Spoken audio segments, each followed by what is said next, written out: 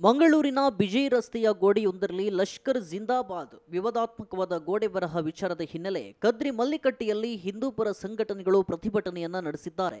ಈ ವೇಳೆ ಆಕ್ರೋಶ ವ್ಯಕ್ತಪಡಿಸಿದ ಹಿಂದೂಪರ ಸಂಘಟನೆಗಳು ದೇಶ ವಿರೋಧಿಗಳಿಗೆ ಧಿಕ್ಕಾರ, ಉಗ್ರ ಸಂಘಟನೆಗಳಿಗೆ ಧಿಕ್ಕಾರವನ್ನ ಹಾಕಿ ತನಿಖೆ ನಡೆಸಿ ಬಂಧಿಸುವಂತೆ ಆಗ್ರಹಿಸಿದ್ದಾರೆ.